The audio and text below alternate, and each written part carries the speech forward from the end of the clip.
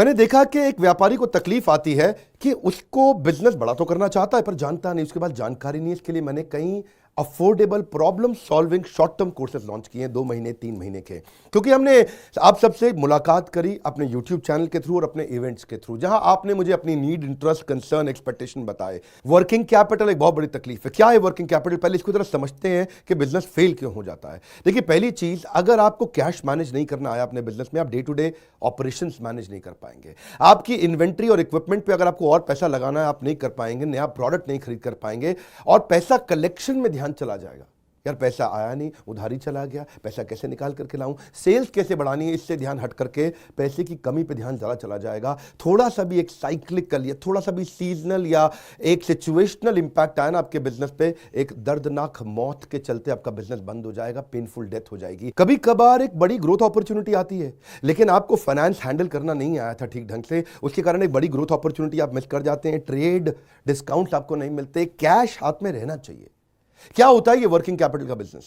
देखिए, ये ऐसा बिजनेस है, ये एक ऐसी स्ट्रैटेजी अगर आप सीख गए तो पीछे से आने वाले सप्लायर के पैसे पे ही आप बिजनेस कर जाएंगे, आपको अपना पैसा ही नहीं लगाना पड़ेगा। चाहे आप प्रोडक्ट में हैं या सर्विस में हैं, कैश मैनेज करना आना चाहिए, नहीं तो आपकी फाइनेंशियल रेपुटेशन खत्म हो जाएगी और हो सकता है कि जिनको आपने उधार देना है वो एनसीएलटी जाके आपका वाइंडिंग अप पटिशन डाल के धंधे को खत्म कर देंगे। अब वर्किंग कैपिटल के अलावा कुछ टेक्नोलॉजी की समझ बहुत जरूरी है। एक दुकानदार को भी हम चाहते हैं कि वो अपने बिजनेस को ऑटोमेट करना सीखे। क्या होता है ऑटोमेशन बिजनेस का? एक रिटेलर भी जब तक अपने करंट दुकान को ऑटोमेट करके पूरी तरीके से इससे बाहर नहीं निकलेगा, वो गल्ला नहीं छोड़ पाएगा, नेक्स्ट ब्रांच नहीं खोल पाएगा, नेक्स्ट ऑफिस नहीं खोल पाएगा, नेक्स्ट कंपनी, नेक्स्ट फैक्ट्री नहीं डाल पाएगा। आपको ईआरपी और सीआरएम की समझ होनी चाहिए।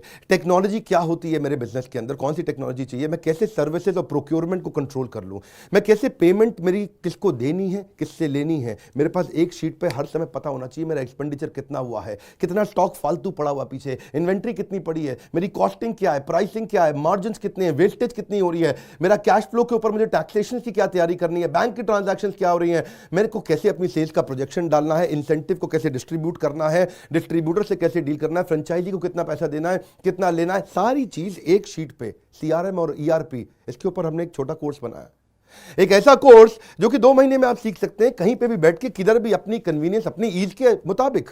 अभी तक मैंने आपको 2 कोर्स समझाए थे, एक वर्किंग कैपिटल और एक ईआरपी और सीआरएम। अब एक और है फाइनेंस फॉर नॉन फाइनेंस। आप में से कई व्यापारी है जिन्होंने चार्टर्ड अकाउंटेंसी नहीं करी है, जो एमबीए नहीं है फाइनेंस के अंदर। और जब आपने एमबीए फाइनेंस पढ़ा ही नहीं, चार्टर्ड अकाउंटेंसी पढ़ी नहीं, तो आपको बेसिक चीजें हैं। देखिए, फाइनेंस के अंदर 3 चीजें आनी जरूरी है। एक है कि आपको पीएनएल अकाउंट समझ में आना चाहिए, आपका प्रॉफिट एंड लॉस अकाउंट क्या है, आप रोज कितना प्रॉफिट कर रहे हैं, पिछले महीने कितना प्रॉफिट किया, एग्जैक्टली आपको नहीं पता होगा। मैं जितने व्यापारियों से मिलता हूं ना, मैं उनसे पूछता हूं एग्जैक्टली पिछले महीने का आना पाई प्रॉफिट मुझको एक लाइन में बता दो कितना था, उनको मालूम नहीं रहता है। दूसरी चीज, बैलेंस शीट समझ में नहीं आती कि बैलेंस शीट बनती कैसे, समझनी कैसे है, उसका मेरी बिजनेस में क्या इंपैक्ट है। और तीसरी चीज, cash flow statement. Profit and loss अलग होता है, कैश फ्लो स्टेटमेंट अलग होता है। कैश फ्लो हो सकता है आपके बुक्स में प्रॉफिट हो लेकिन हाथ में कैश ना हो सकता है आपके हाथ में कैश हो लेकिन बुक्स में प्रॉफिट ना हो। ये दोनों बिल्कुल अलग अलग चीजें हैं।